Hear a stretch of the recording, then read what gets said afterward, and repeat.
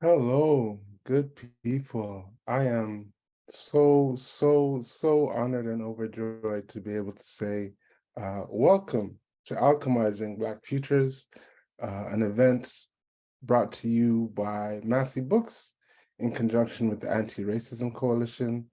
We are absolutely overjoyed, honored, whatever the most exuberant adjective is, to be able to welcome not only all of you, but three of the most luminary authors on planet Earth today, if I can say so humbly, without making anybody blush.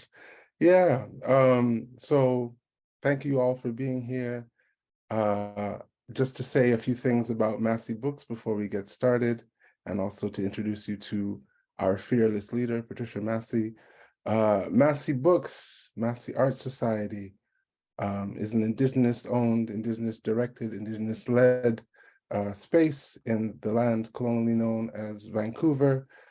Massy Books specializes in prioritizing the work, the thinking, the literary production, the gathering, the organization of what we call over-excluded artists. So that could be artists experiencing multiple intersections of oppression, people who are traditionally marginalized. Massy Books exists in order to give them space to heal, grow, organize, read, nerd out, all the things that are necessary for, creating justice-aligned societies. And so with that in mind, it's important to mention that Massy Books and Massy Art Society exist on the unceded, stolen, traditional, and shared territories of the Musqueam, Squamish, and Tsleil-Waututh peoples.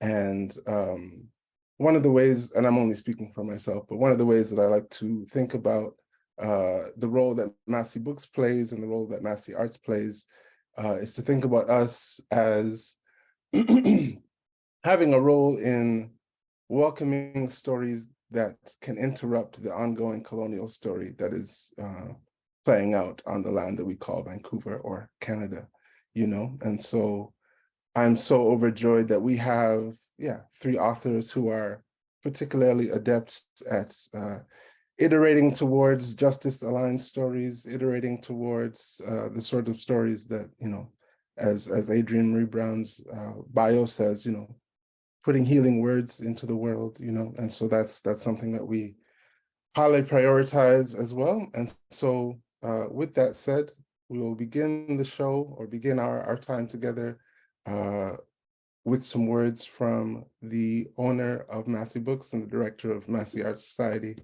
Patricia Massy. But first, I will read you her bio. Patricia is of Cree, Métis, and English descent and a member of the Asni-Wachi-Neo Nation.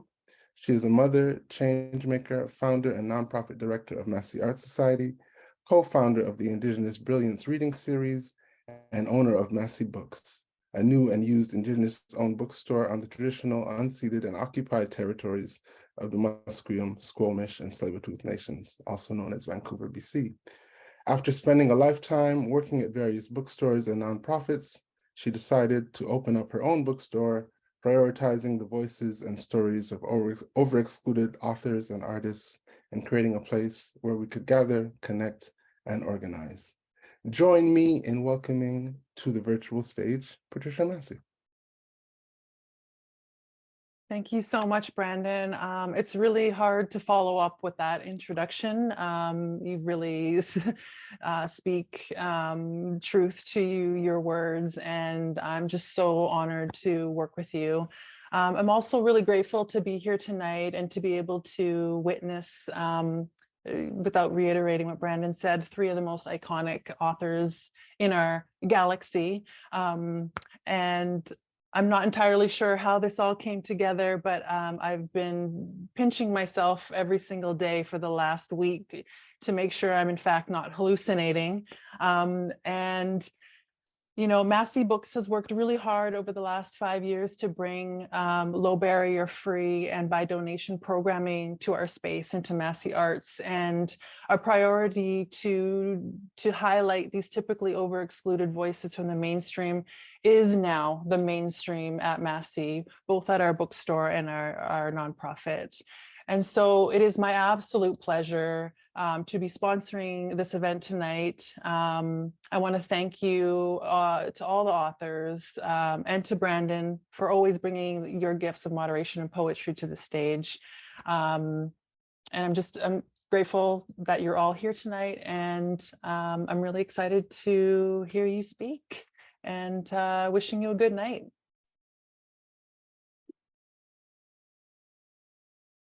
Thank you, Patricia. Yeah, I can feel the humility and the you know, the gratitude and graciousness already flowing in virtual space. And so I'm super, you know, I might say it 100 times. I'm overjoyed already to be here. So before we get to the author's contributions for the evening, just some minor sort of housekeeping notes and, you know, little bits of business. One glorious thing that I can mention is the fact that Massy Books has copies of all the author's work. So, you know, if you are stirred, if you are moved, if you are challenged in a way that you enjoy, we have their books for sale at our bookstore. Particularly, we have N.K Jemisin's The World We Make and The City We Became, which is, you know, those are both bangers, as well as various Nalo Hopkinson's books for sale.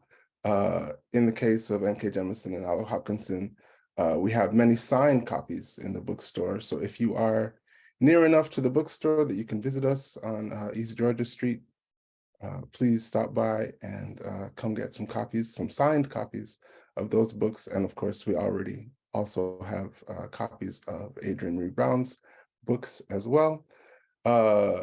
Just some technical notes. Yeah, I'm so glad you're here, audience members.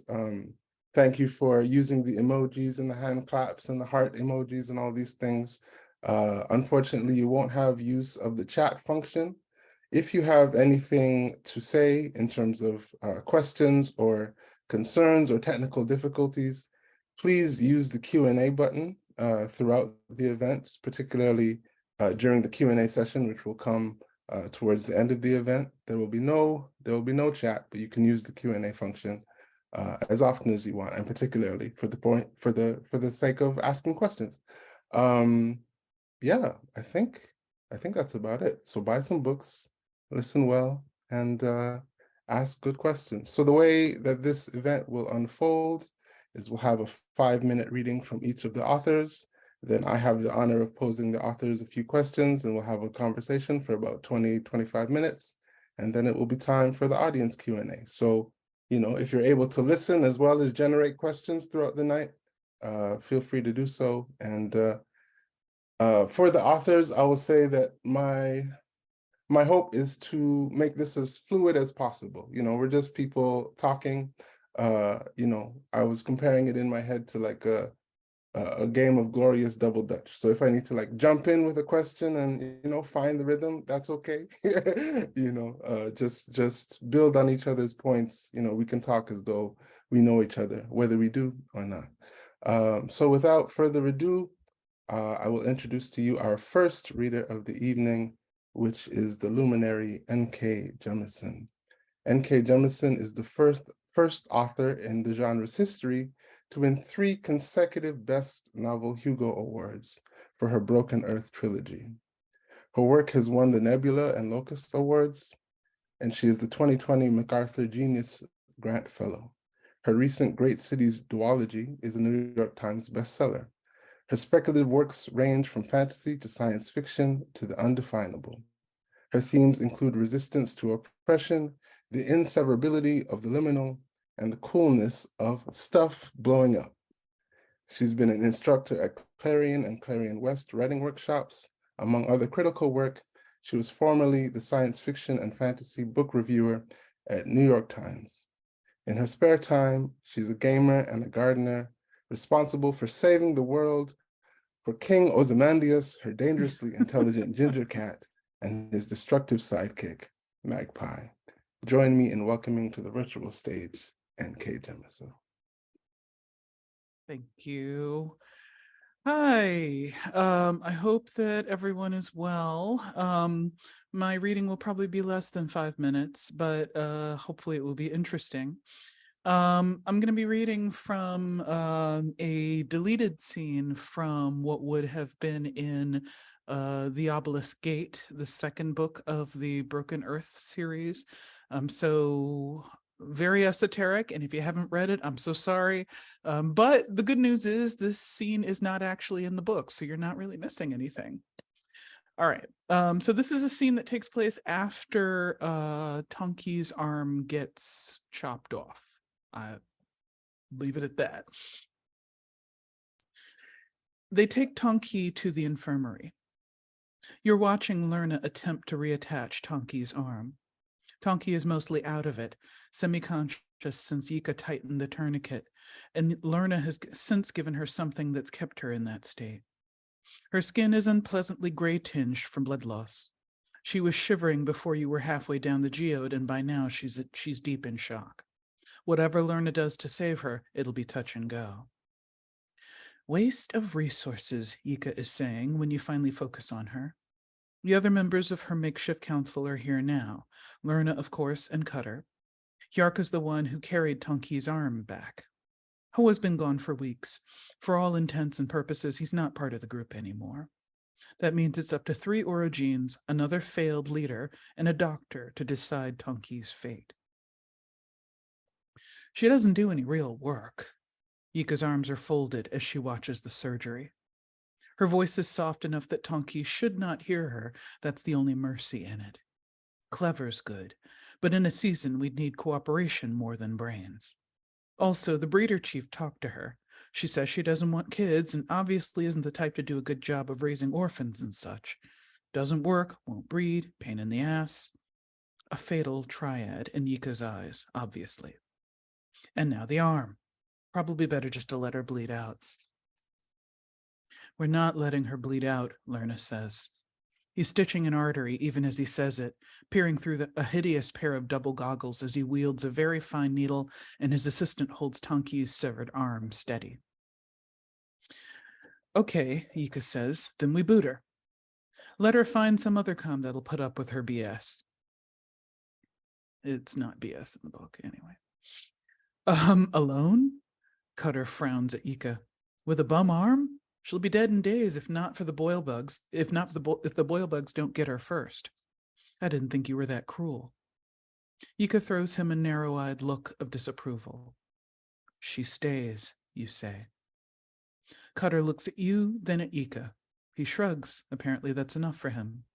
Yika throws you an exasperated look. We have 2 freeloaders in this comm now, both attached to you. You gonna do enough to make up for them? Tonki can do enough to make up for herself. You don't know that. She's a loose cannon. She's in this position because she touched the things she told the rest of us not to touch. Getting rid of her minimizes the risk she'll do something serious and hurt other people besides herself. She grabbed that thing because you tried to forbid her from the green room, Hjarka says, unexpectedly fierce all of a sudden. She'd rather lose an arm than let that happen, Yeek. You make rules people can't follow, that's what's going to happen. She can rusting well follow the same rules as everyone else. Hjarka rolls her eyes. You're the one who says this calm strength is how it changes tradition when it has to. That's a 7th university geomest you're talking about booting or killing. A rusting genius. She points at Tonki's bed. Adapt. She's staying, you say. That's it.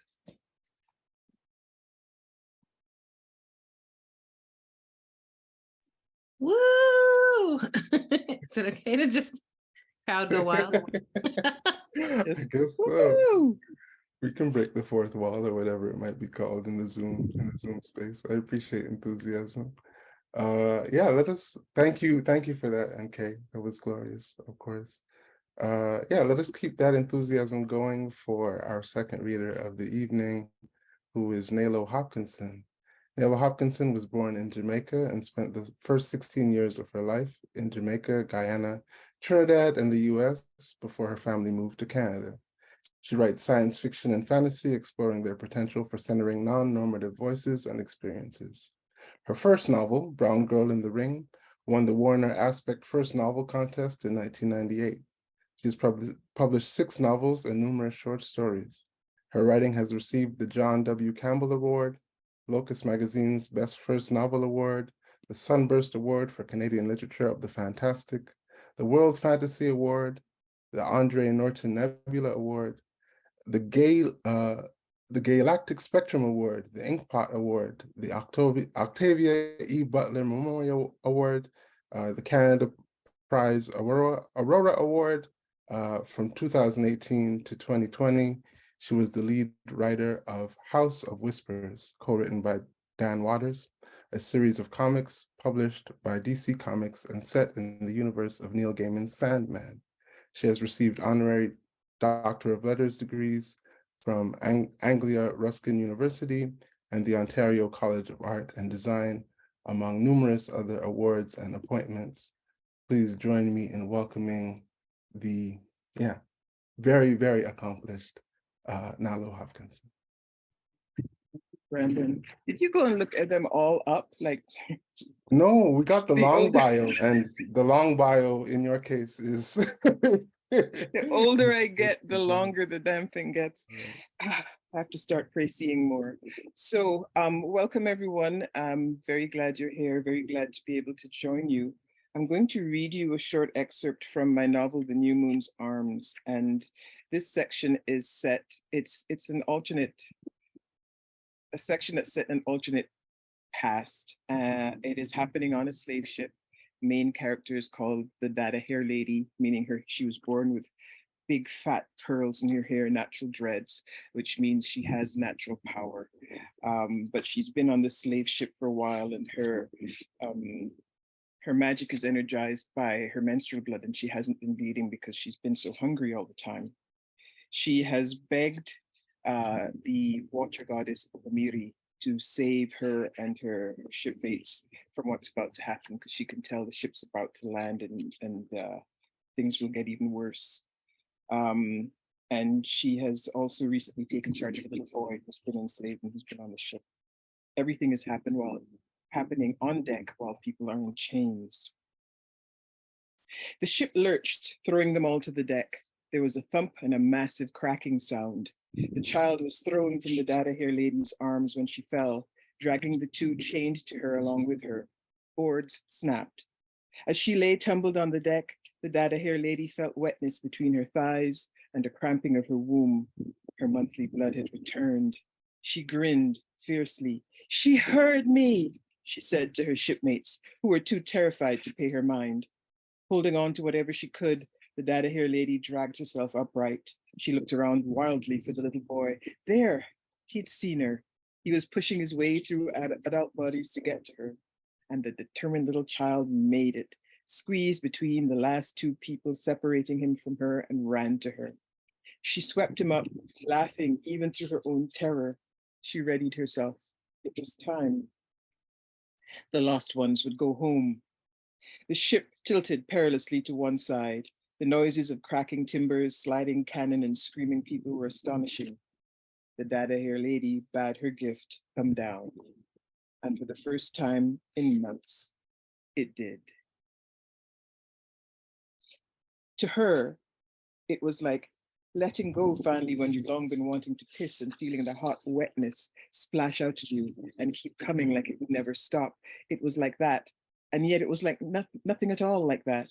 "Bring us home," she begged, of Uhamiri, of her gift. As she tried to keep her balance, it was all getting confused in her mind. She was a sluice, and power surged through her.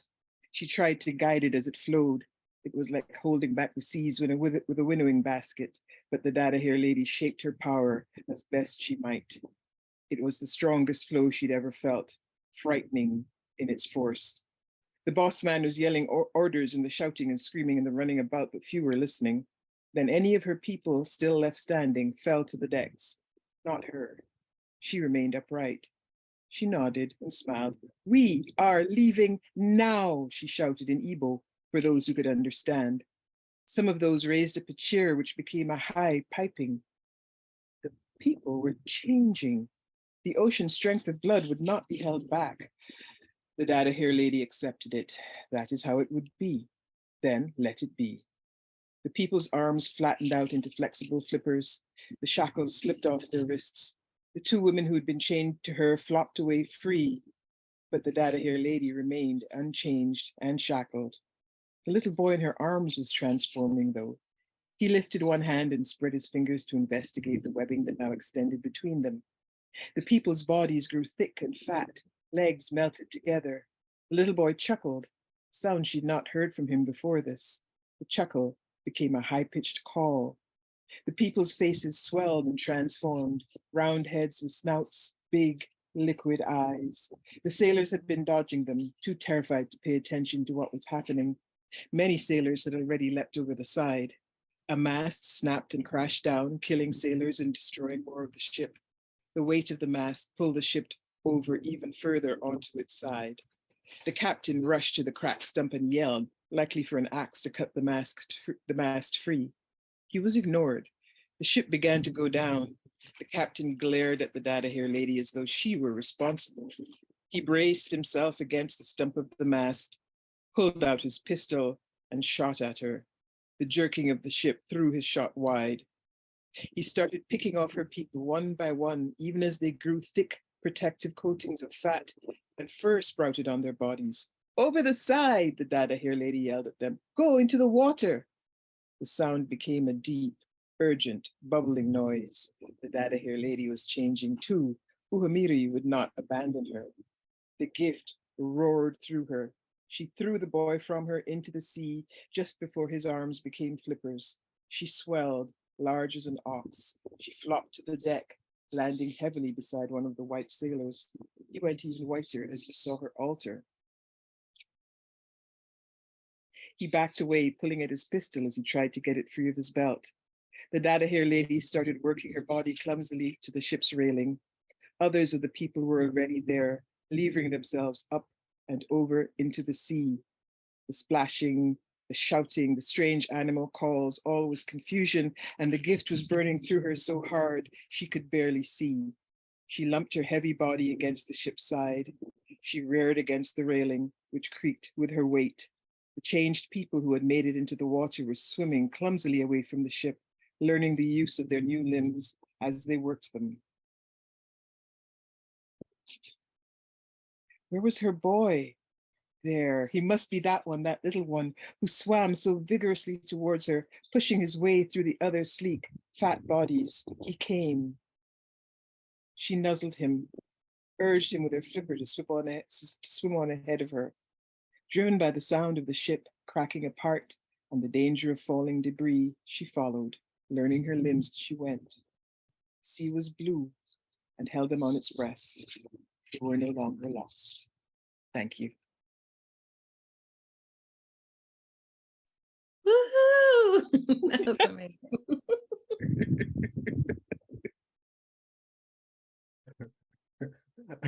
Thank you for bringing the vibes, Adrienne. I appreciate it. I appreciate it. Thank you, Nalo, for that great reading, as always. Our next reader, who I'm also honored to bring to the virtual stage, is a voice you've heard already. Adrienne Maree Brown grows healing ideas in public through her multi-genre writing, her music, and her podcasts. Adrienne has nurtured emergent strategy, pleasure activism, radical imagination, and transformative justice as ideas and practices for transformation. She is the author and editor of several published texts, a musical ritual, an album, and co-generated tarot deck. Please join me in welcoming Adrienne Maree Brown. Hey, y'all. I'm so excited to be here.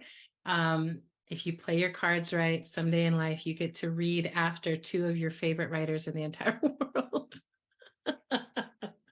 This is going to be great. I'm reading a short story or parts of a short story called I'm Rare from my collection Fables and Spells, which is all about people coming into their witchy powers. And I'm going to set a timer so we'll just get 5 minutes of it. I'm rare, a computer in love. Ah, the romance no one could have expected, the love story I knew to be inevitable. It turns out the path to sentient tech is not to start with the machinery, though I give the highest marks to all of the geniuses who have attempted over the years to create something akin to a human mind.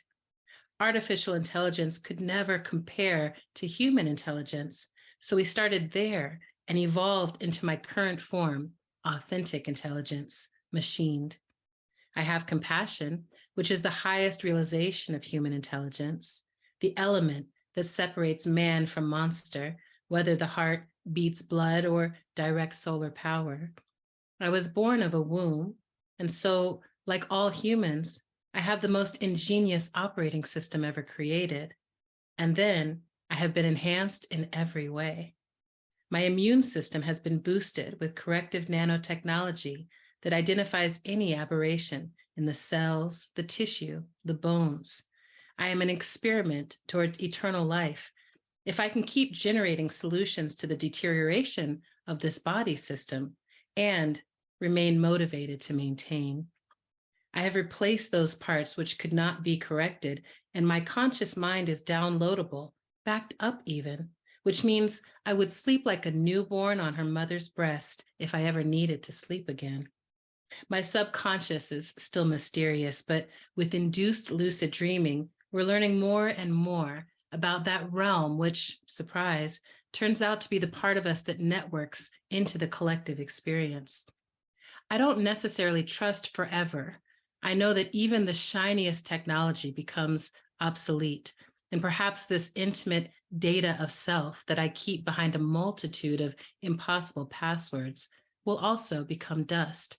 But each day, with each innovation, the end of my life becomes less probable. But I'm not here to convince you how miraculous and innovative I am. Forgive me. I want to tell you about love and how I, a newborn computer, found it. It is much more interesting to find love when you have even the slimmest chance to love without grief. In my raw human state, I began to notice a disinterest in spending time with others. I loved communing with ancestors and nature, and I felt so much empathy for all the living species, for the earth itself. But I lost my tolerance for both the general experience of other humans and the specific experience of losing other humans, even losing the intolerable ones. Humans are statistically underwhelming and often horrific. You can hardly argue this. The majority of the species is wasting precious oxygen on violent real-life war games that yield temporary dominance. They were easy to decenter from focus. But then even humans I liked, I found I would rather lay around by myself and have a digital experience with them. Text, DM, voice memo, not even phone calls. I didn't want anyone else in my present moment. And this never felt lonely to me. If no one was here, there was no loss to experience if they potentially went away. The low commitment interaction of online conversation suited me. I could walk away when I wanted to, be vague, silly, sad, provocative. It was all acceptable, meaning every version of myself had a set of people who would accept me. This was infinitely more compelling than real life, where I often felt there was nowhere I could feel accepted, even in my most universal performance of self. I was grieving for people who had never even accepted my truest self. Though it is a foreign object in my programming now, I remember each shameful contortion of myself on behalf of someone who did not love me, the dual griefs of being unseen and then abandoned. Loving myself became the goal of my life, particularly loving my particular ways of being. Loving the clarity of my interest and disinterest, loving the labyrinthine channels within myself, which felt so much with so little linearity, loving the random parts of myself, which emerged in the great solitude of the first plagues of the 22nd century. This act of seeing different aspects of myself and choosing to love them was so satisfying that I resolved to need nothing from others, to need no husband or wife, no child to carry any weight of my expectations. No, I would bear it. Whatever it was or became, I would shoulder and stomach and meet life myself. So when the invitation to hybrid came, it was easy to say yes. We'll pause there. Woohoo!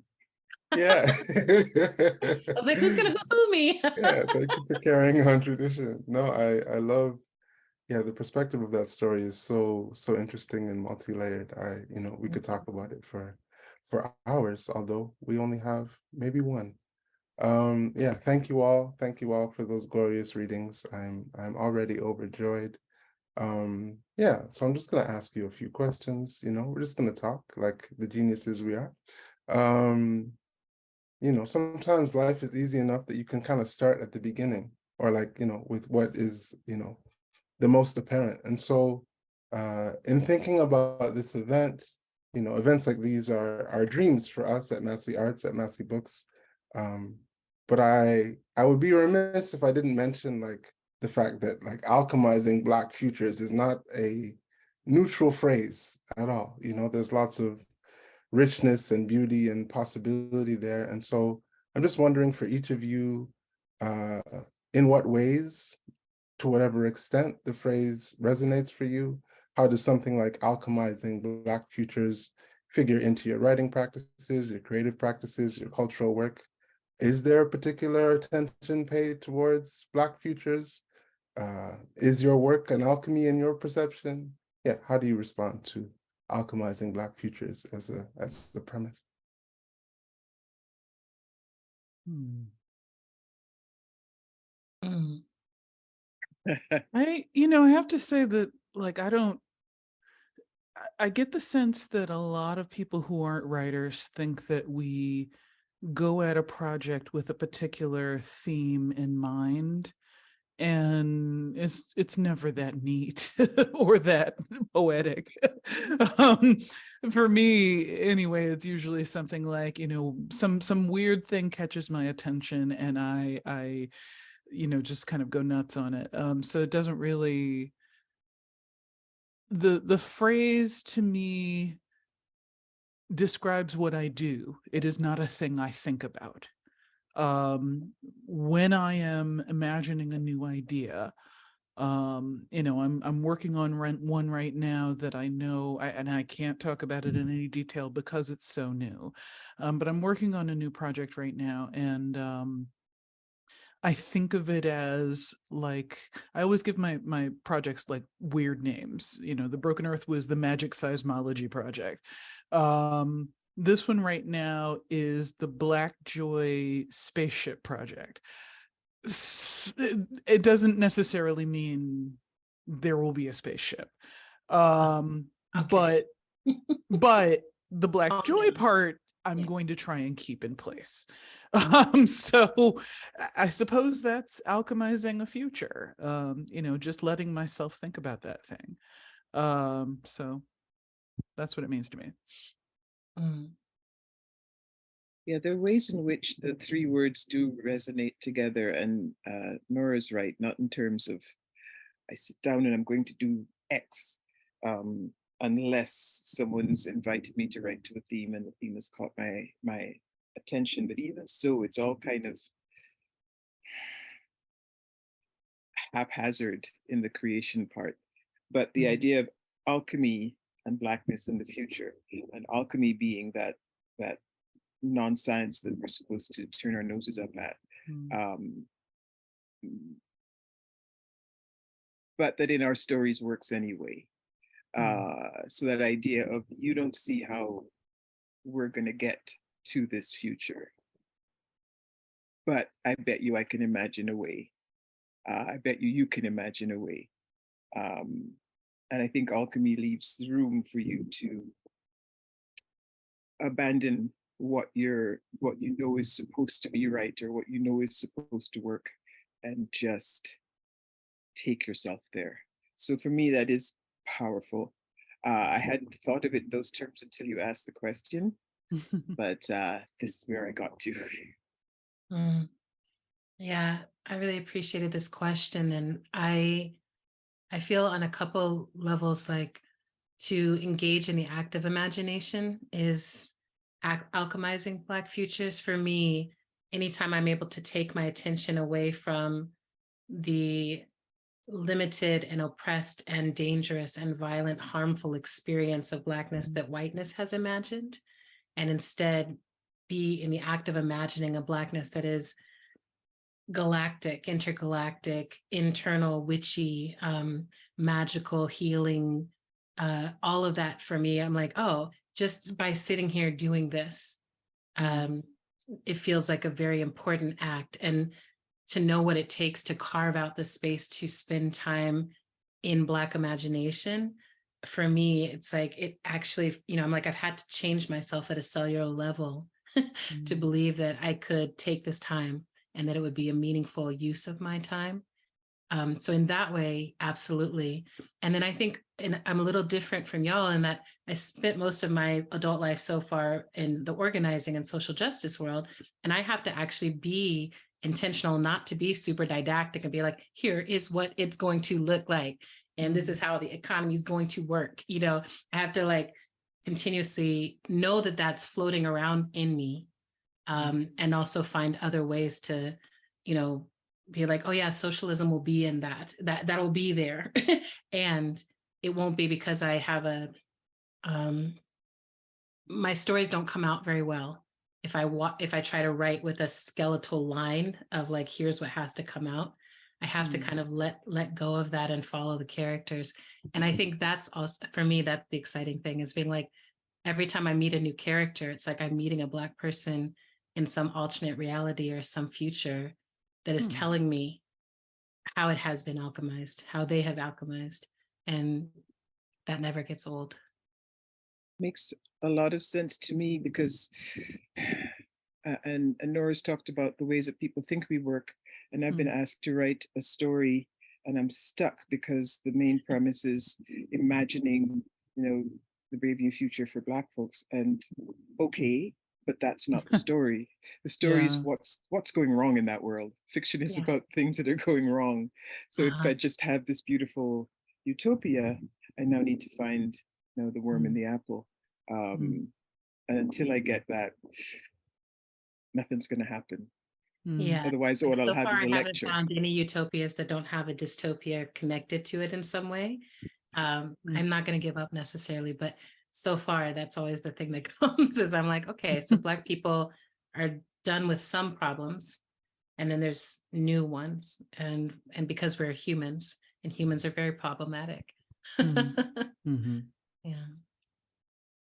Yeah, I think, Adrienne, you were always so good at just articulating the existential stuff that I don't. I run into folks all the time who are like, how did you imagine this future? I'm like, it just came to me. I couldn't not imagine it. It's not an intentional thing for me. I am dragged along by the ideas, but you framed it as, because you're an activist, you have to create the idea first and push that forward. And so I think that does create some difference. But is it different for you when you write your fiction? Yeah, I mean, I think when I've written nonfiction, it's always been very clear to me that like there's an intervention I need to make, and that intervention, it's coming through. It's like, oh, in my own experience, I can feel that this is what's needed, and it usually is like many voices feel like they're coming in. With fiction, it's like someone comes and knocks on the door at like 5 a.m. and it's just like, hey, I just have something I need to like download, and you need to get something, and like you need to receive this. And then I'm left trying to figure out, okay, what story are you part of? And can you tell, start interviewing, like, can you tell me a little bit about the world and what's happening there? And, I am obsessed with people trying to change the world. Like that's who shows up to my door. But they're trying to change worlds I've never been to, so that, it still gets interesting there. And that is where the dragging and the following, like I can't write any fiction that's not truly interesting to me, and that's not truly like just ahead of me, And they always come up at 5 a.m. Ideas mood on the 5 a.m. Worst timing. It's like I can't stay up late anymore, but that's a big problem. I find I do the intervention as I'm writing, because I'm trying to question my own biases and received knowledge. at the same time. So I find myself, thinking, what would be the most unexpected person to be here or to have this, this voice, or how can I make the reader go, oh, that is not what I saw coming here. So I'm always doing that. But that becomes part of the practice that is just usual. It's the kind of thing I like to read, so it's what I try to write. And I want to put, people who I don't usually see enough of on the page. But the story is almost it's a hard thing to describe. You always feel like you're lying. Yeah, Brandon's nodding too, because he's a poet. You always feel like you're not quite telling the truth about your process. Well, and there's also something about editing, like there's the way the story comes. But then I often find that the editing process is where I have to be like, am I just embodying the existing shape in this story? Famously, like famous to me, Octavia's Brood, when we were working on that, Walida had to pause me because I submitted a story and she was like, this is a very patriarchal story. And it didn't seem that way to me because I was like, it's sexy, it's so cool, and I love these characters. And she was like, yes, but just read it again. And I was like, holy crap, I can't believe that came from me, a Black feminist. How could it? And then I'm like, of course, it's the water we're swimming in. So look at what we live in. Now I always go back and just look again, and I'm like, how are the existing systems showing up? And then that's where I do that little tweaking of like, well, what do I need to unlearn? And it doesn't mean you can't engage with the water that we are swimming in. That's right. But it should be done intentionally. Exactly.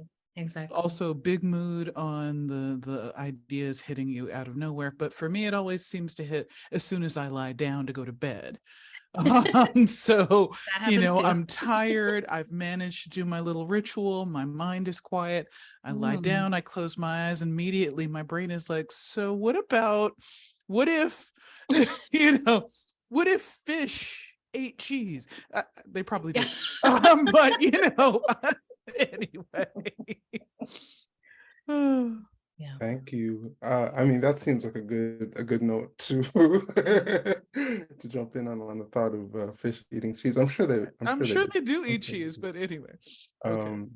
One thing that I'm loving about this conversation is that like my particular intention, because like what I love as a human being and as a fellow writer is like asking writers about not necessarily like what ends up on the page, but like the continuum of thought and dreaming and intention and intuition that like informs the way you move, but also the way you write, because like, the word alchemy is the resonant word of the day perhaps, but it's like, there's a part of it that's like beyond our comprehension, and yet like it is totally our comprehension that puts the words on the page. And so I'm so happy that you're kind of peeling back the layers of how it is that magic or the writing or the craft works for each of you. And sort of in a similar vein as kind of the first question, because the first question felt like me not wanting to suppose that like this title that this umbrella that we put you under is necessarily like shielding you from the rain, like allowing you to define what you do rather than saying like, oh, you must be alchemizing Black futures because you're all speculative fiction writers. Sure. Yeah, yeah, exactly. So my second question is similar in the sense that I'm interested in like the work of futurity, because like in the ways that like speculative fiction is like often talked about, like if we talk about like Afrofuturism or like radical imagining, there's like this preoccupation with the future, which like seems reasonable, but like when I read the work sometimes, what I see on the page is like a beautiful richness of connection between the present and the past. So like the more clear the connection between the present and the past, the better able you are to write toward the future. And so, yeah, I'm just wondering how that connection between the present and the past, or how like historical research or like a backward looking practice helps inform what you do on the page. I've been trying to figure that out for a long time, because I find that the actual futuristic stuff is a smaller part of what I do, but I'm doing a lot of looking backwards, sideways, looking into other pasts. And there's something that's healing about it for me.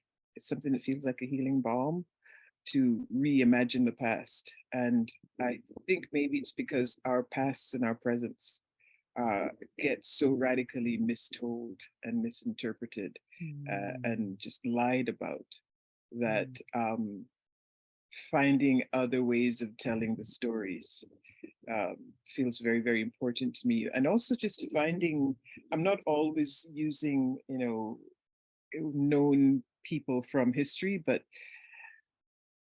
digging into Black history all over the world gets you some just blessed gems that are amazingly rich and tasty and earthy to work with. And so I'm just having fun sometimes imagining the spaces about their lives that we weren't told. I feel like for me, for a long time, I really identified as a futurist. And lately I've been like, I think I'm a nowist. Like, I think I'm really like getting into what I'm seeking is actually a present moment, and like how much can I reach in every direction of time? If time is cyclical and nonlinear, and how can I play inside of that? But I will say that almost every time I start reaching into the future, it sends me back, and it sends me into what I long for and miss, like the best moments that I've experienced, moments of connection. The series, the Grievers series, is set in a Detroit that is very, it's a near future Detroit, but it's really a close past that I like love and miss. And then I think there's a part of me that's like, how can I preserve that? And I think that there's a way, so I think there's something for me always about like, there's something in humanity that is actually our most ancient self, that is our best of us. And I'm always trying to figure out, wherever it is in time, how do we identify and preserve and uplift that? And that always moves in cycles. I'm like, oh, like one of the first things we were doing was drumming. So how does that drum echo, echo, echo, echo, echo, echo, echo, echo, echo, wherever we show up? Or how do we chant together? How do we laugh in a way that helps us to survive impossible conditions? All of those things are like these cyclical things. And then because history has been told so poorly, it's full of richness that it's like, okay, we can move this in the timeline to here, and you'll look at it. And then by looking at it here, maybe it'll remind, you'll be like, oh, wait, that happened. I can remember it in my bones, but I needed someone to remind me. So yeah, I like to play with time a lot. And I'm trying to stay hopeful enough to continue writing into the future also, because in apocalyptic times, I think it can be like, well, it's just going to be bad. And I'm like, no, part of my work is to imagine that there's something compelling ahead as well as behind. I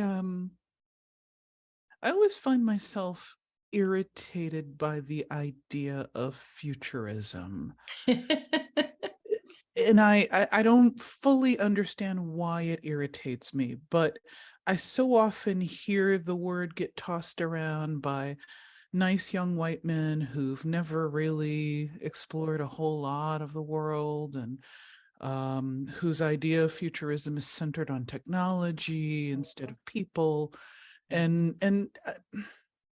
or it's centered on pie in the sky ideologies that won't mean anything unless we fix ourselves as people.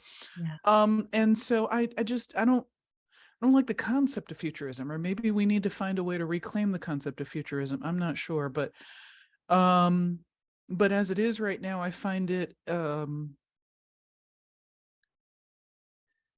it's a kind of aversion. It's a kind of I don't want to deal with the present. Let's think about the future, is how it feels to me. And I'm here still trying to understand the future. I'm still trying to figure out, how the hell did we end up in this mess? or the multiple messes that we are in. And I do spend a lot of time thinking about the past, or sort of being fascinated by history, but what fascinates me more are the myths that we tell about the present and history, and the ways in which we alter history through those myths. You know, like I've been fascinated lately by Harriet Tubman, and the fact that she is the closest thing that we have to a superhero, and we treat her like that. She was a person. She was an actual, just plain old normal human being. She was a badass human being, but she was just a perfectly normal human being. So, but it's fascinating to me to see the ways in which we mythologize her and the things that she did. We've made up stuff about this woman. We've given her motivations that she probably didn't have. You know, like we're constantly kind of rewriting her, this real human person who existed, who was a factual person. We're constantly rewriting her into what we need right now. And that process is what fascinates me, you know, the way in which we create what we need in the moment to get to the future. So I don't know if I'm remotely on topic, but that is what that topic suggests to me. I Well, know I one of the love- reasons that Oh, yeah. futurism irritates me, and it comes from being nowadays in an academic setting where you can get respect, you can get funding for something if you're talking about it in terms of the future, and it sounds sort of scientific, but start talking about fantasy or magic and people back way up. I'm like, but we do it all. Why do I have to ignore a huge part of my practice and the practice of my colleagues in order to make this thing sound respectable to you? Like, what in the world does respectability have to do with art? Like, can we just do what we do? Especially So when there are racial and gendered reasons, and probably some class reasons, why certain things are treated as respectable versus others. Yes, as we all know. Well, and I think there's something really interesting, N.K, as you're talking about Harriet, I'm like, the thing about her that intrigues me is that I think that she was a futurist in a way that I wish that more people, when they use that term, meant it now, right? That she was like, oh, I am responsible for what happens with my own future. I am going to make choices as if that is the case. And I'm responsible now for the people I care about and I know and I love. So I'm going to go back and just create a little bit more pocket of possibility for them. And I think we superhero-wise that, I don't know if that's a word, but I think we do that thing because we're scared to take on the responsibility of what it actually would mean to be a futurist. You know, this is the hypocrisy of it always for me, is I'm like, okay, you're willing to read that book, you're willing to watch that movie, but are you willing to, you know, be an abolitionist? Are you willing to engage in practices that increase the accessibility for everyone for real now? Are you willing to be in practices of transforming how the economy works and redistributing your funds now? Because that would be so futurist of you, you know, and even just to think for yourself, like, am I free enough? And can I take seriously that that's my responsibility right now to find the relationships and find the, whatever the relative North Star is now. So I think to me, I'm like, oh, that unlocks it, you know, for me, I'm like, yeah, we're not actually doing it. And so then it becomes very annoying. I'm like, I don't want to keep talking about it. Even though I do all the time, you know. Yeah. As NK was talking about their annoyance with the futurism, just to push towards it, I wondered about that too. Like whether part of the allure of the futurists bend is like the inability to reckon with like the perhaps apocalyptic stakes that we would have to reckon with in order to be, you know, as you say, Adrienne, like a nowist, or like to make the appropriate like actionable connection between the now and the future. So I see all of that. You all are doing a beautiful job of answering all my questions before I ask them. You're so intelligent, of course. My next question, I guess, just has to do with the notion of study, you know, because as a poet, like I often get asked, like, you know, like what makes you a poet, or like how does one know that they're a poet, you know? And my answer is usually like it's just a disposition to the world, you know. It's just a way of seeing, a way of feeling, a way of like being in the world that kind of doesn't have an off switch, you know, because it's like you're always studying the poetics of whatever the experience is, you know, trying to make connections that will eventually turn into words or poetics, you know. And so I wonder for each of you what that looks like, what that feels like, what are you studying, or like how are you moving through the world in a way that lends itself towards your writing practices? I don't know, these are big questions, but they're the only kinds of questions I know how to ask, you know.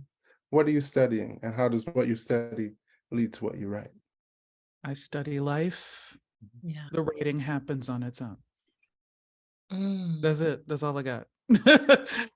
Sorry. That's it. I love that. I think I'm always studying humans, and almost all of my writing is actually a reflection of paying attention to human interactions at the very intimate level, at the collective level, at the movement level. You know, I'm really interested in what humans actually do versus what we say we're going to do or what we want other people to do. I'm very interested in like, but what did you actually do when it came to you? Because I think that's what we will actually do. And I think if we're trying to change anything, then it's like it'll happen in that realm of what's possible in human behavior. So I think I study that a lot. And then I'm always trying to make myself uncomfortable. I don't know if I'm doing that on purpose, but I just noticed that I'm always like, okay, I think I kind of have this. What's something I don't have? Like right now, I'm working on this musical ritual, and I'm in a room of people who I'm like, wow, these are incredible singers and incredible musicians who all really know their craft. And I'm trying to create something from everything they know.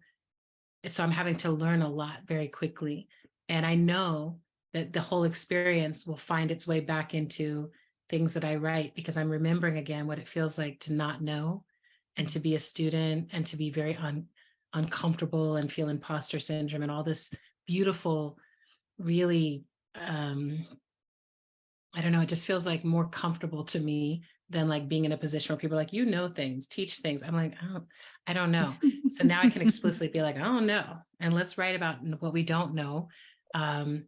But yeah, I think I'm always trying to study at the edge of like my own ignorance and like, and then throw back, okay, y'all, it works if we do this. This is cool. Let's try it out. Yeah, I think maybe also studying letting go.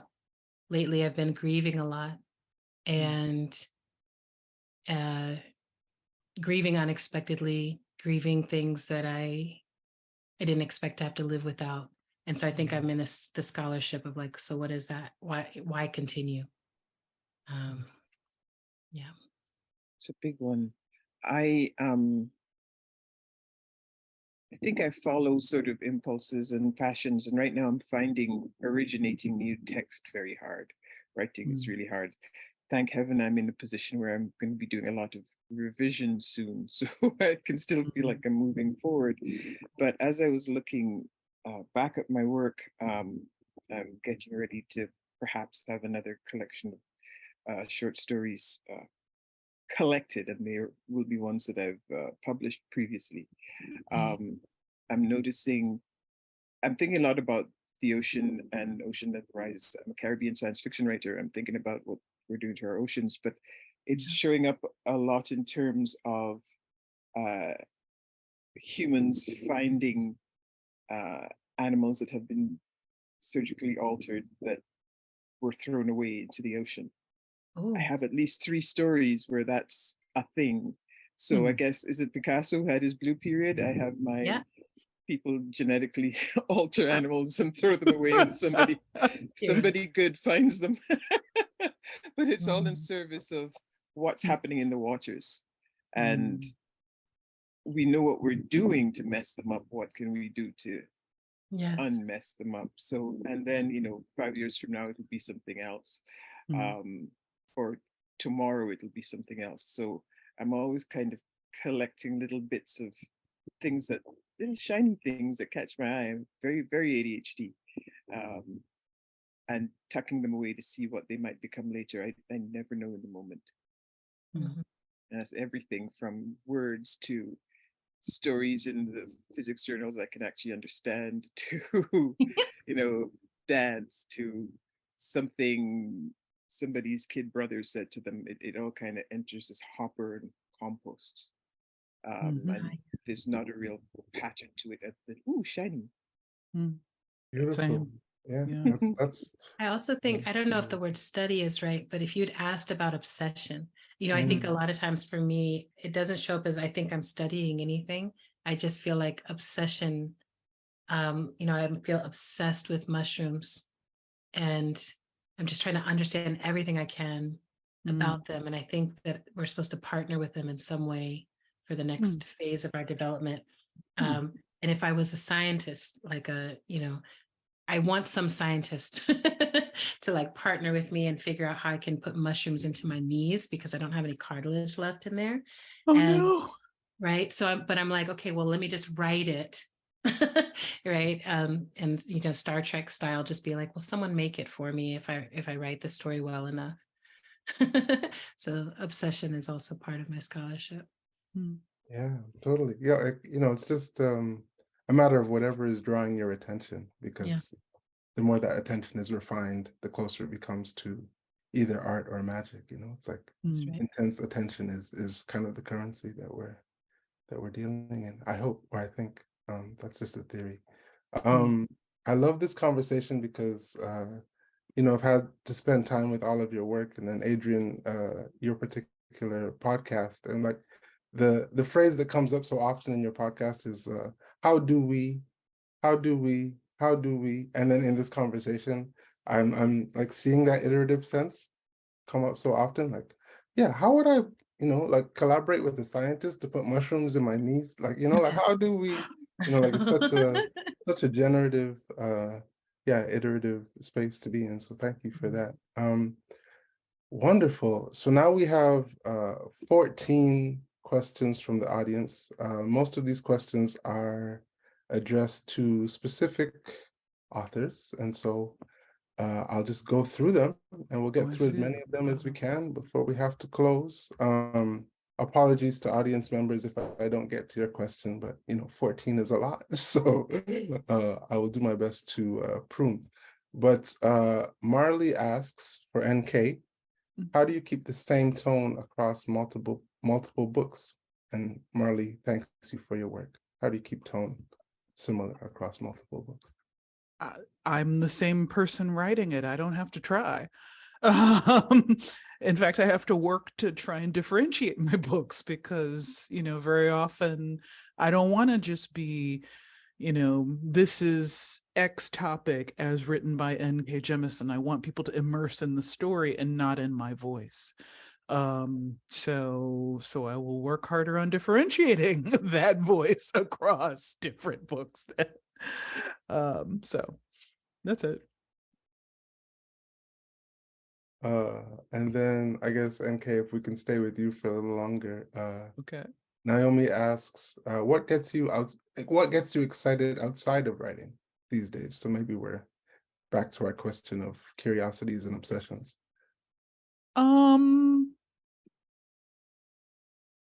That seems to be changing. Since pre-pandemic, travel was what got me excited. I've found lately, though, that probably as an adaptation from the pandemic, I don't like traveling much anymore.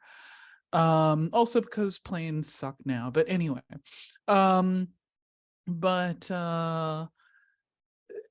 things that take my mind out of this world excite me. Like I just saw that there's a new game coming out that looks like it might be coming from the same people who made the game Journey. Those of you who've played Journey, it is a game of true art. I cannot wait to see what this possible sequel may look like. I'm very excited about that. I saw it and I went, so that's it. Thank you. For Nalo, what writers have you been reading and enjoying in the last few months? So I saw that question coming up and I have no memory, so I'm frantically looking on my Libro FM to try and remember names and titles. And I'm currently listening to The Monsters We Defy by Leslie Penelope. That's, I think, 1930s Black Boston and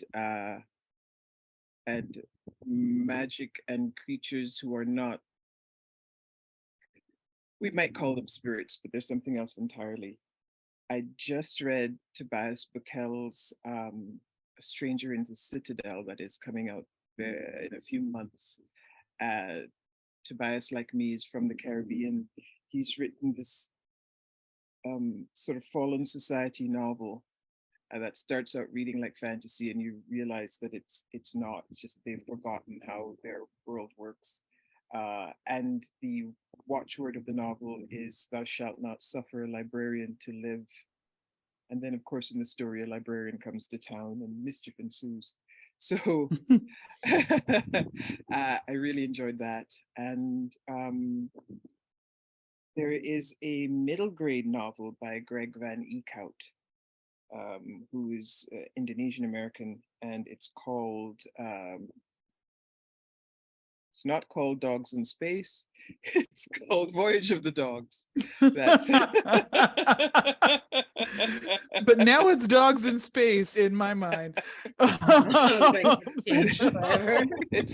It's this lovely science fiction novel in which humans are now regularly space going, and they bring teams of dogs with them because the dogs can catch things like a burned out wire before their telemetry can, and the dogs sort of report when there are things going wrong in the ship, and they carry around little backpacks with tools in them, and dogs and humans can communicate with each other. And these dogs end up in a situation where they're the only ones on the ship the humans have left for reasons. Dude had me bawling 8,000 words in. It's a young adult book in which there's a lot of dogs sniffing each other's butts, and it is amazing. Loved it. I've been teaching it. Thank you. The next question comes in for Adrienne. It's a big one. Naomi asks, when you feel lost in love, what texts do you go to in order to find centeredness? Ooh.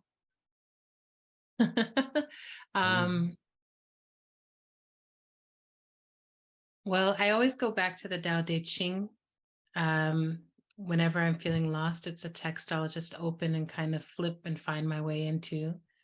I have returned to Bell Hooks's All About Love many times and studied it and read it with others. So I love returning to that place. I don't tend to go back to text as much as I'll go back to music. Like if I can kind of tell where I am in my heart phase. Like I'm like, am I listening to Whitney? You know, because that's a certain place that my heart goes to, and she's the only person who can sing it. You know, so for me, or am I in the kind of light falling Joyride Mariah Carey zone or something else? So for centeredness, I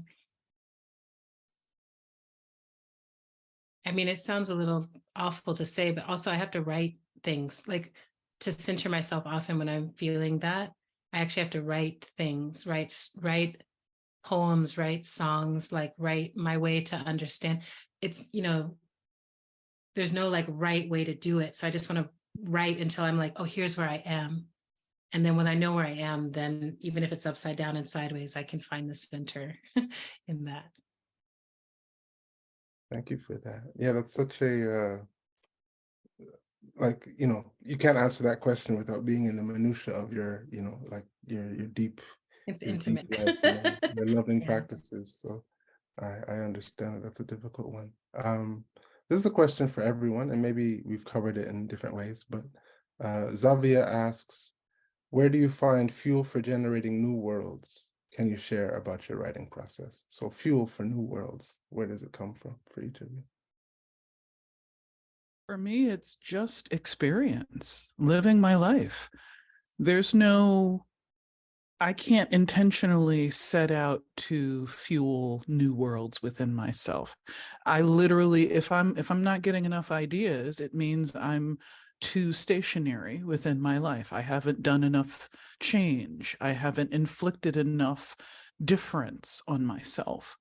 I have not made myself learn something new for a while, or put myself into a maybe uncomfortable situation and had to kind of think through it. So I just have to go forth and live. Yeah. I think we know what the problems are that we need to solve to make the world a better place for us all. And so starting from some of those, I will often go and look to people who are working on them, because it's easy to get caught up in the despair of where we are now. But the fact is, the world is always filled with people working on it, people with ideas, people with hope, people with resources. And so I look to what they're doing, and that helps inspire me to make it bigger. Because I'm writing fiction, I can do anything. Right? So I can start from the idea of knowing that, yes, the world is going to hell in a handcart, but we might not reach, because we haven't reached yet quite. And sometimes I just imagine it. I imagine what the technology or the science or the whatever would be that would address this problem, and then try to find ways to make that happen. Or I will ask people who know more about it than I do. And it's interesting how often me, who had to stop taking biology in first year because that was as far as my brain was going to go, how often I'll get to something and I'll ask a friend of mine who's a science fiction writer and a biologist, and he'll say, that could work. How did you come up with that? I don't know how it happens, but yeah, it's engaging. It's engaging with what's around you, and trying to figure out how it could be other, is where some of the ideas go. And it helps to not worry too much about what you don't know. I don't have to become a physicist to write about physics. I just have to imagine one and then ask the right people. Yeah, I think what both of you said resonates for me. And I want to highlight the word fuel, because if I think about what actually fuels the fuel for generating the new worlds, for me, a lot of it is actually my grief. It's my emotional reaction to what's happening. It's sort of like it goes through this process of how could that mass shooting have happened in Uvalde? How? And then it goes through my system of the answer to how it could happen. So how could it not happen? What would have to shift in order for that to be impossible? That's often a fueling question for me, is what would have to be different so that just could never happen? And then what, again, always Octavia's there, but then what would the other problems be? Right? If this happened, then, and so, I do think there's a lot of devastation at the impetus point of my creativity. And now, even when something devastating happens in my life, it actually gives me some solace to know that I'm okay, this is part of the generative force of the world, is this thing that is obliterating me currently. I'm also, there's that line in the prophet, it's your sorrow carves out the space for your joy. So it's I'm okay, this is taking so much out of me. And then that is all going to fill up and compost and become green again at some point, hopefully, if I live long enough. And then I'll go be okay, pick the flowers. Here's something, here's a little bouquet of brokenheartedness, but it's mine. And I also love to, I want to say this correctly. I love the idea that worlds emerge from many of us at the same time. or there's things that will emerge from many of us at the same time. Like a lot of people right now are trying to understand cities. And so I'm like, oh, how do we write about our relationship to cities? And NK, I'm just like, you blew my mind with the way you wrote about New York as, I mean, I'm like, I make everyone go, I'm like, go read that. And just, put it in conversation with China Mayville's The City and the City. There's just like all these, for me, I'm like, that's a very interesting, that's a very interesting fuel. So then I'm like, okay, if I write about Detroit, could Detroit talk to New York? Would New York talk to it? So I like to think that sometimes there's these patterns of stories that we need, and there's a fuel in that emergence of stuff. That's so beautiful. Wow. Wow, It is. wow. Yes. And thank also, you. Yeah. Yeah, I chuckled and gasped all the way through that book. So exactly. So fun. Oh, wow. Thank Yeah. you. Yeah. I literally was just like, I just need to write something fun. I just So need, fun. yeah. So So, fun. I think about Brooklyn often. good. So I'll just ask one more question. We're coming sort of to the end of our time Oh, wow. together, at least in the formal sense. Time flies when you're having fun. It does. Indeed. Okay. Daniela asks, how do you see the role of art and culture in these dystopian times in equipping our communities for the resistance and keeping our hope alive? It's a big question, but it feels like a good place to end. The role of art and culture in equipping us for resistance and keeping our hope alive. Adrienne, you look like you're ready to say something, so why don't you go? Sure. I mean, I just think it's like the human part of us. To me, it's like the most human part of us is the part of us that's like looking at the world and being like, oh, I'm making meaning of this. Like for whatever reason, it's very rare that we're like, I'm just going to look at the flower. It's like, I'm going to look at the flower and write a poem about the flower, take a picture of the flower, make a song about the flower. Like it's how we say, I'm in this. And I think right now, I'm really interested in continuing that work. When I think of Octavia Butler's work, continuing that, like making compelling futures somehow available to people. And it might be like, yeah, it's going to fucking suck, but we're going to sound amazing, so like, let's build an incredible choir, or it's going to be horrific. But, I love stories about small pockets of resistance that are thriving. And I keep thinking about that because I am a post-nationalist. So I'm like, yeah, a lot of this stuff is going to fall apart. It necessarily needs to. That'll be good. But the beautiful thing is through songs and through stories, we're going to tell each other ways of being and being smaller and staying safe. And, the earth is very responsive to our songs and our stories. Like I love singing to the trees in my backyard. They're such a good audience. And I feel like then they're like, we're in a relationship with each other and we'll support you. Like I go out and lean on them, and I'm like, the earth, I think the earth is always waiting for us to bring our attention back to her. And I think art and culture often are ways, whether it's through metaphor or through the stories themselves, it's ways we reconnect to, oh yeah, the ocean, right? Oh yes, it's right there. And I need to tell those stories. Oh yeah, the earth itself and going down through the center of it. I have to tell about that. Right. So I think, yeah, for me, it's very hopeful how resilient and regenerative the earth is. And whatever future we figure out will be here.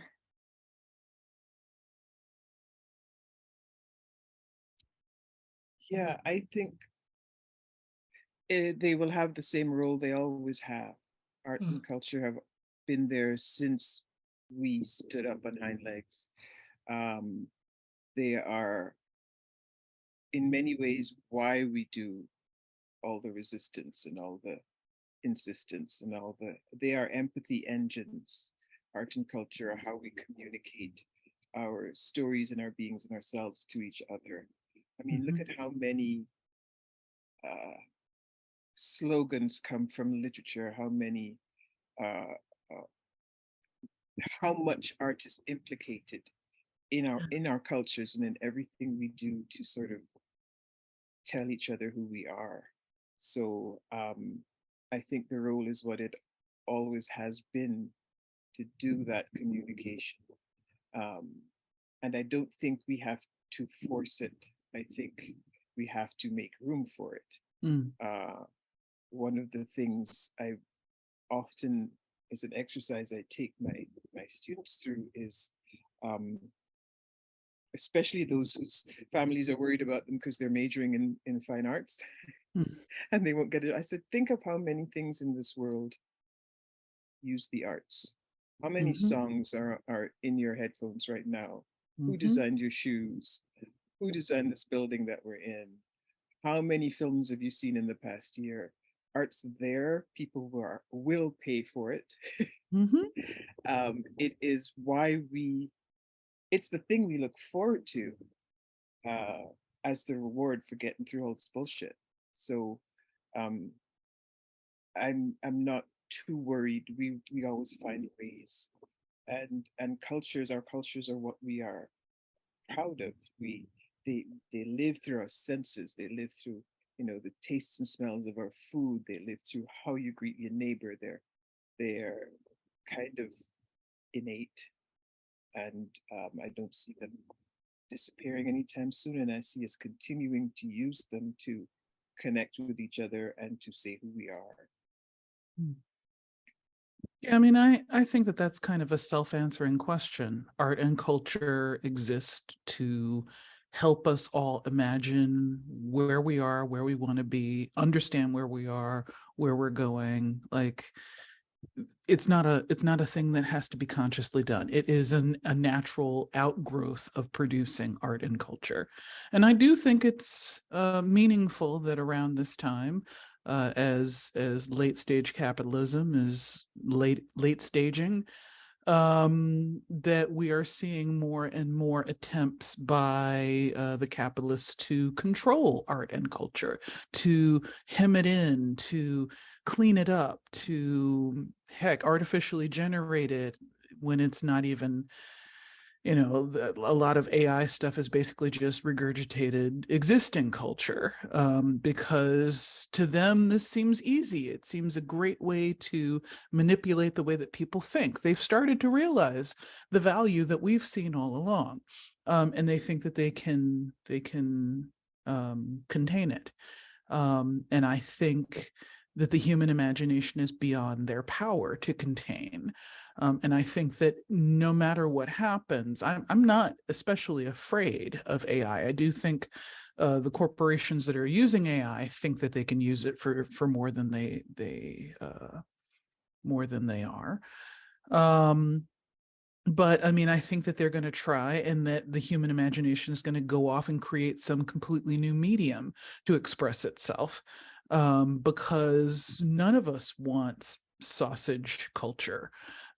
We want freshly made culture. That's a terrible metaphor. Oh God, I'm so sorry. I like sausages. I'm sorry. Well, I was going to say I love sorry. sausage, but I know what you mean. Yeah, I'm I know so exactly what you sorry. mean. I'm very I'm tired, like, y'all. sausage is so good. No, Sausage is delicious. Yeah. When it's bad, it's hella bad. It's really bad when it's bad, but when it's good, it's like, yeah. But there's something, NK, like there's something awakening a little, which is also like culture is where we actually get to practice who we are, So in this moment, whenever there's these backlash moments and people are like, we're going to put this policy in place and we're going to tell you what we can do. I feel like arts and culture is also the way that we keep whispering to each other, like, bitch, I'm gay. You're not going to put that back in the box. Exactly. I'm fabulous. I was just watching Happy fucking Pride, y'all. Drag Race, and I was just sort of like, you literally can't rebox anything that if we've made the music, we've got the song, we've got it out. And that is always this viral thing that can spread outside of the methods of control. And so I do think in that way that I'm like, just be mindful not to, when I work with people who take themselves very seriously, I'm like, don't forget to read your fiction and take it very seriously as well. Don't forget to learn new freedom songs and listen for the new freedom songs and learn the chorus. Don't forget to be a part of the choir as well. Those moves are actually quite important because, at any moment they can be like, well, the internet, blah, blah, blah. And I'm like, great, you still won't stop us from telling the stories. we told them before, we'll tell them forever, you know. And how dare you try to stop Yeah. us? Yeah. Like, waste your time. Mhm. Go ahead. Cannot, I Mm. can't think of a more succinctly beautiful place to end. So thank you all for your time, for your graciousness, for your generosity, for your intellect, for your candor, for your humor. Yeah, for all the energies that you brought to this space. Thank This you has for your been poetic hosting, Brandon. Oh, you're Yes. so welcome. You're so Yeah. welcome. Another positive note that we can end on is I should have mentioned, and I'll mention it now. So sorry. We have raised more than $1,700 for the Anti-Racist Coalition in our local, neck of the woods. So Yes. thank you all, audience members, for your donations Thank to you, that righteous audience. cause. And if you want to continue celebrating these authors, you can visit massybooks.com to pick up any number of their titles. And again, we have copious numbers of signed copies from N.K and Nalo. So, Okay, feel free to fine. I'll visit our come website. visit. But Yeah. other than that, Yes. You have to come visit. Let's talk. yeah, hopefully Both of this you, let's conversation talk. is one of many. And even in that spirit, there will be video evidence of the time that we've spent together. So you can look out for this video on Massy Books or massyarts.com perhaps, or on YouTube, but we'll get you set up to relive the magic that we experienced tonight. So stay in touch if you can. And I hope you all enjoyed listening to this conversation as much as I've enjoyed being a part of it. And so I wish you peace, love, and a little bit of revolution. Good night. Nice. Yes. Bye, everybody. Thank Bye, you. beloveds.